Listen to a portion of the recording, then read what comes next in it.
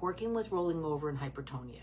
Okay, first of all, you're working on the milestone. You have to work on the foundations of movement for your son. And this is why he's getting stiffer. First of all, stop age adjusting. It's not going to get you anywhere. It's going to give you such a false sense of security. It's not even funny. When do you want him to catch up? I will age adjust for organs. I'm not age adjusting for development. He was born, he's here, he's developing, he's growing, right? He's a big boy for not rolling over, right? He's at his height, and you need to work on that. What he didn't get was good foundations. We don't have a good tummy time. We don't have a good absolute horizon, and now we're going for rolling over, right? What you're going to be working on, and I have these 6 little exercises, but really you need to get into the fast start with all the developmental courses. But he doesn't even know that he's lying down.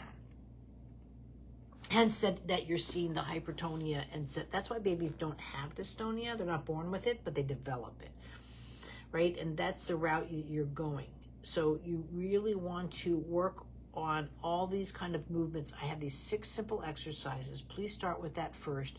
Then I don't know his birth experience, but it doesn't matter. I want you to do the breathing course next. That's also a free course, but I really want you then to go into tummy time, because he doesn't even know lying down. And what's happening too is his head's starting to separate movement from the body. And he should be, even my rubber, if you go like this, right? The pubic bone and the head stay together when they're moving. And this is why too, when someone's like, well, just try rolling him over. To him, even this will feel like a fall. And if you're not doing it right, you're going to get more stiffness. So you have to be really careful with the touch. You want to come underneath, and you're just, you've got to initiate that midline crossing through the chest.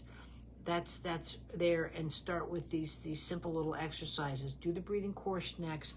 Then you're going to learn the touch. I cannot stress enough, I want 2 hours a day. Change a diaper, do 10 minutes.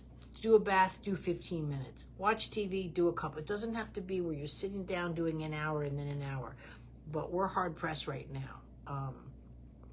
You need to jump on it because the level of cerebral palsy is got to be reduced, and that's what you're after there. And I want a follow-up video and any kind of questions within 2 weeks. Thanks.